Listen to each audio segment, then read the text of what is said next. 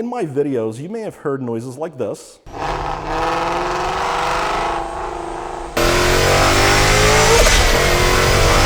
as well as very awesome noises like this. And you might wonder, how do I do that? I had friends that asked me the same thing, and I thought, why not make a video? If you're like me, you've always enjoyed a loud sports car with a burbling exhaust and the sweet whooshing sound of pressure escaping when you let off the throttle on a forced induction application. If you've been watching YouTube videos, you've been watching Top Gear, Grand Tour, any of this stuff, you've heard this happen. It's everywhere. For me, I had a lot of trouble learning how to do this. For one, even my friends that were into audio were more into music and they really didn't know about this. I even tried online forums and people would speculate how Top Gear does it. You know, they said, hey, well, you can see they have a chase car. The chase car's got a boom mic and, you know, maybe they put the car in the dyno and then later on they sync that. And I've heard these theories and maybe they do some of those things. In fact, I bet for video games, they probably do use a dyno. It would make a lot more sense because you can get a full RPM range and you can also get the exact kind of sounds you want that happen for use in that kind of content. Now, for those of us making videos, I don't think that's ever going to work. Most of us can't afford a chase car with a boom mic, and most of us are certainly not going to spend all our time on a dyno and then later all that time syncing up the video. So what I wanted to show you today is just how I do it. What I do is I mic up the engine, I mic up the exhaust, and I mic up the interior so you can continue hearing me. In fact, this system right now is powering the lavalier mic that I use, and it's basically what I call my sound studio in a bag. I'm going to show you what that includes, what kind of equipment you might need. There will be links below. There will also be an explanation of just how I do the miking, and later I'm going to even show you how to do some basic editing, as well as mixing it all to sound like you want it to sound. Hey guys, before we begin miking things up and learning how to record a car, I really wanted to ask you a quick favor. I love making videos, and I hope you enjoy watching my videos. One thing that would mean the world to me is if you could click the like button or subscribe to my channel. It means everything to me, and it's what drives me to create these videos for you. So guys, check it out. This is what I call my sound studio in a bag. This is a wireless system that is battery powered, and it can record for hours. It lets you capture up to 3 separate channels on wireless units like this. Inside this box, we have 4 main devices. We have the Tascam audio field recorder, which allows me to record up to 4 channels. This is the first receiver. It's always channel 1, and the idea is that's the one that I always wear. This is channel 7, and what you'll find is that I have a channel 7 transmitter. So whenever this one's plugged in and paired, so if I turn this one on right now, you will see that that will stick on 7 because it found its channel and it's ready to go. Turn it off and it'll go back to blinking. Now you can see that the audio recorder is running, and that is because we're using it right now to make this video. I don't have a secondary bag that I can use to show you this one. You do not have to buy all 3. You could start with 1 and add more. For this bag, I used a cooler bag, and the reason that I used it is because A, I had it. I didn't want to spend hundreds of dollars on a professional audio equipment bag. So what I really like about this bag is that once you've got everything mixed, you can zip it up and open this flap. The way that I set this bag up, I use zip ties to hold onto the stack of Audio-Technica receivers. So the creative way that I mounted this Tascam field recorder is that it's normally meant to mount to a DSLR. So I just threw some fender washers on there, and instead of using the DSLR bracket, I just mounted it through the bag. This here is a battery. We see it's currently at 76%. I've been messing around here and recording and doing all kinds of stuff for about an hour, and it's only down to 76%. So as you can tell, that's a lot of battery. It's a car starter that I've basically sliced into, and it uses 12-volt power. The power source is like a car cigarette lighter. So whenever that battery runs out, I could plug it into the car and we could keep going. And this field recorder actually does have a battery in it, and those batteries will kick in if the power source is disconnected. So another feature of this bag is I keep this little portable recorder in case I need a 1-channel source, or if I want to do some dictation, I can sort of set it up on a table. The Tascam is powered over a USB cable, and I also have a whole bag of rechargeable Panasonic, these are really good, batteries that I use for the transmitters. These transmitters will also go for quite a few hours, and something to watch out for, and this is something that I had to learn the hard way, unfortunately, is whenever the battery is low, that light will start to blink. Now, if we mute this, and now I'm unmuted, so you should be able to hear me again. So you got to watch out for those functionalities. Setting all this up together is super easy. We're really talking zip ties, fender washers, and the cabling. I'm doing XLR cables down here, and I'm running those to sort of unbalanced phone jacks, the big phone jacks that go into these. The third one, I'm actually doing a big jack to a little phone jack because there's only 2 XLR ports. So that little guy is the one that's actually capturing my voice while the XLRs are carrying the other 2 channels. Now guys, whenever you're using your Tascam field recorder, it's a few things you want to know. For one, these pots are not quite as linear as you'd expect. Not the best part of it, but this is one of the most affordable field recorders on the market. The other thing too is that there's a pretty extensive set of menu options that you want to really study and learn. But for the most important pieces, when you're recording with a setup like mine, you want to be in 4-channel mode. So guys, another thing to remember with this system is that ideally you want to have maximum gain coming out of these and then pot it down and mix it in here. You may have a problem where you've set these settings wrong because the mic setting will yield a much higher gain because there's like a amp in there that does it or something. And you don't want to do that, or you have them potted up way too high here. So if you're in some weird situation where you're not potted all the way up, but it's real loud, you want to make sure those knobs are in the line position for this particular setup. Again, if you're going to be running separate mics that you have to drive, you may use other settings and you may find more gain settings to play with.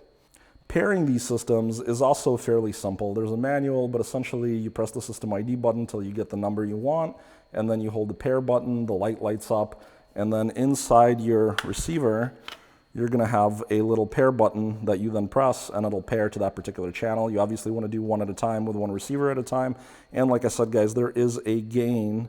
Hopefully you could see that in there. Do not adjust these. You really should have no reason to. So what we're going to do is we're going to use these 2 mics. The number 7 mic is going to go on our intake, and the number 8 mic is going to go on our exhaust. And I'll show you guys exactly how to set that up in 1 second. Now you may also see this stuff behind me, and that's going to be the 4 Innovations fuel system install for my Mustang that we're going to be doing very soon. So there will be another video.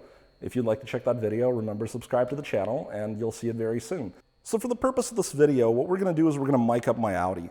I've never mic'd this car up before. I always hear this faint turbo noise, but there's so much sound deadening. I really don't know what this car sounds like. This is, I think, the 2nd time I've ever opened the hood on this thing. It's my daily. I let the dealer take care of this thing completely. Now I'm still trying to figure out what the best position would be, but I'm kind of thinking we should put the mic right here. The turbo, he's just a little guy, and he's just right down here. And I think she'll sound the best with the mic taped up right here. So I think if we thread the mic right through here, and you want to really get the mic pretty nailed down, and the reason is you don't want it vibrating and bouncing around. So the goal now is to figure out how we're going to route this particular cable. You know, these mics are not super cheap, guys, so try not to slam it and cut it inside your engine. My hands are still cut up from the header install. If you guys want to see about that header install, here's a video clip. So see guys, I wanted to keep going through that channel, so I kind of stuck a piece of tape right there. All right, that looks pretty good. So now that the cable's routed out here, we're probably going to be able to get it right in here and have our transmitter just kind of sitting in one of these pockets. This is kind of a neat little Audi feature, if it actually works. Like, I swear, sometimes I want to show somebody that and it randomly doesn't work, and I can't figure out why. So guys, I'm sorry that my car's so dirty. Usually I keep it much cleaner, but man, it's been snow, ice, salt. Like, Houston's never seen weather like this. So generally, guys, this stuff is not going to stick to surfaces that are dirty or surfaces that are waxed. It just doesn't stick. So what I do is I use these plastics because it does tend to stick to the plastics. I would not throw this right in front of an exhaust pipe. My best bet's always been kind of in the middle. So guys, what I like to do is I like to line it up and kind of get it.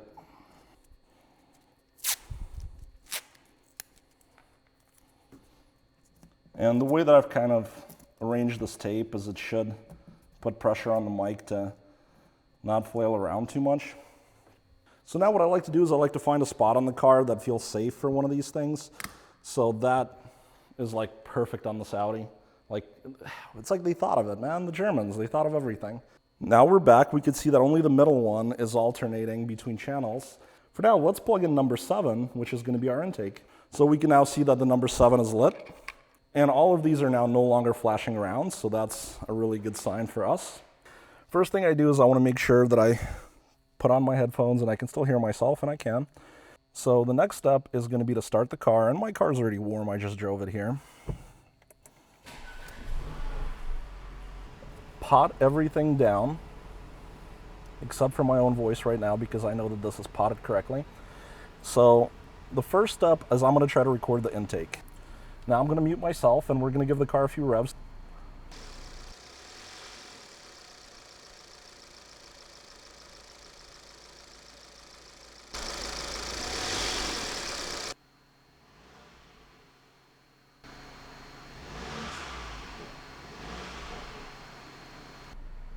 Okay, so guys, now I'm back, and what I can tell you is that the exhaust is actually very quiet on this car, so I've had to pot it up quite a bit.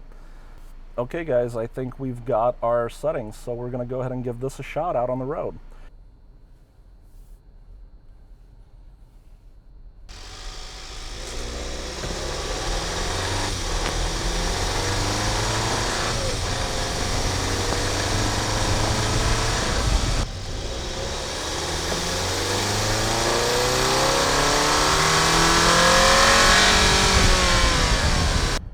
I think we're going to try launch control. I don't know if I've ever tried launch control on this car.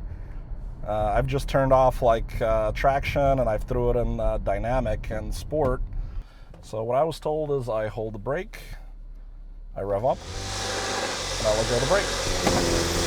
Wow. Wow.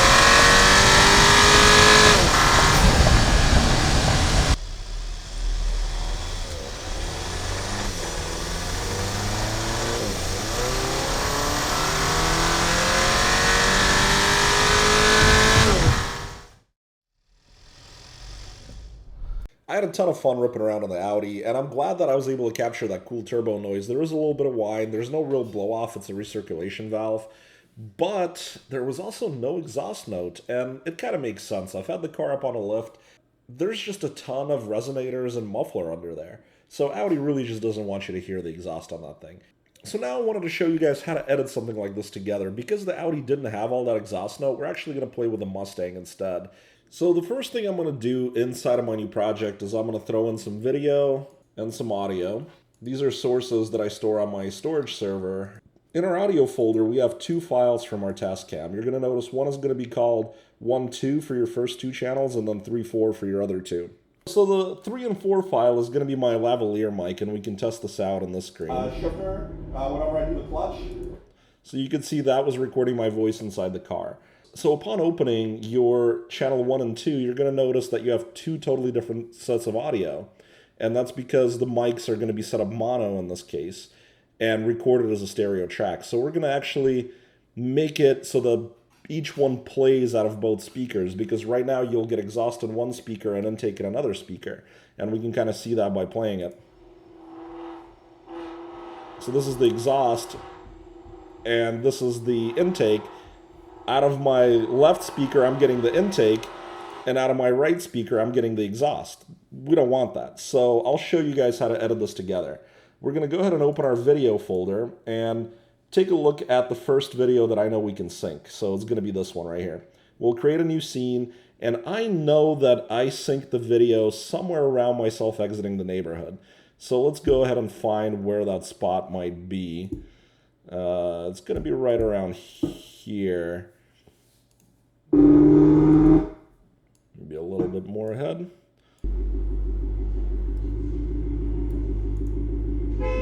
There we go. That's how I synced it. So we need to find the waveform where that honking was. So we're going to zoom in by scrolling the mouse wheel and holding Alt. And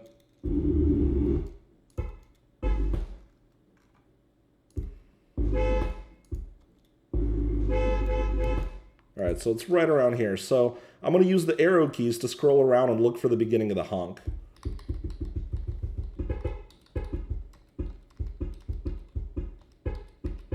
So there's the beginning of the honk right there.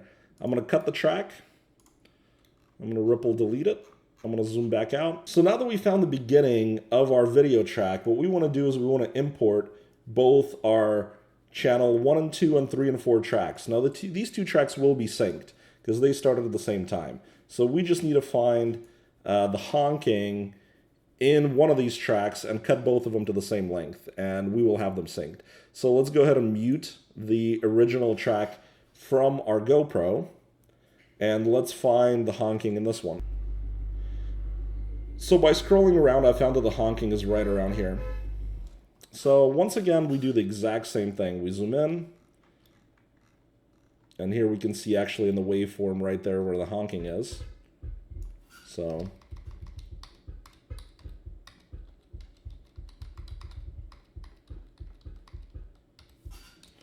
there we go. We want to go just ahead of the honk because that's what we did on the other one. And now we can unmute all the tracks and, oops, and they should be completely synchronous. Yeah, see, our honks sounded perfect. They were spot on. There was no echo.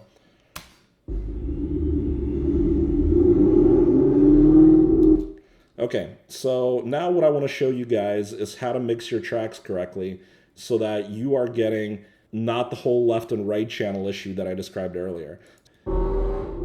You see how these channels are completely even? So the lavalier mic is good to go, but if we light up this other set of mics, the external mics, the engine mic and the exhaust mic, we will see they're uneven. It's actually pretty simple. So we want to select the track that has the exhaust and the intake, and we want to drag it like we're trying to make another track.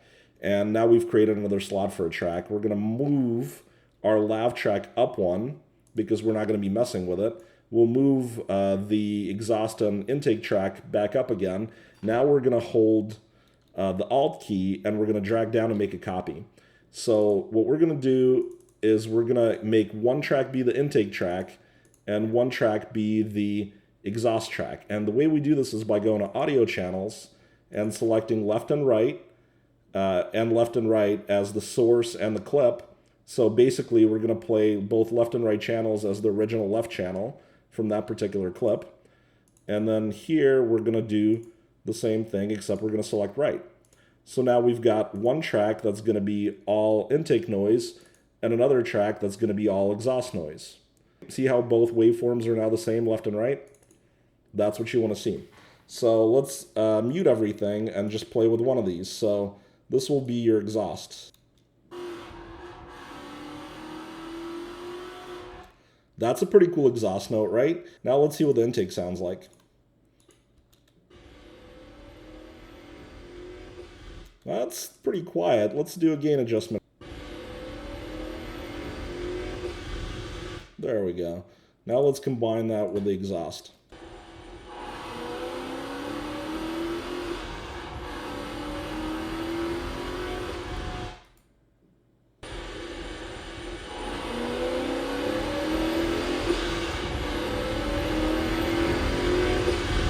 So after a little bit of mixing, that sounds pretty much perfect. I'm very happy with what that sounds like. Maybe a little bit more on the exhaust side. Why don't we take a look at that and see if we can bump that up a little more.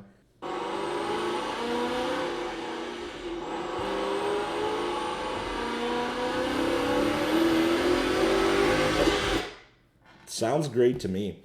So guys, this is exactly how you can do your own car. I hope I taught you something with this video. If you have any questions or you want to leave me some feedback or suggestions, I really appreciate it. I've got another short little clip to show you of something that just landed while I was making this video. And then I'm going to have another clip very soon about the Ford Innovations fuel system. Thanks for watching Dimitri's Garage. Well guys, this APR chin splitter landed while I was filming the video. I didn't realize somebody was out front. And when I came inside, I saw that there was this awesome carbon fiber splitter waiting for me. So sometime after the Ford fuel system install, we'll install this puppy.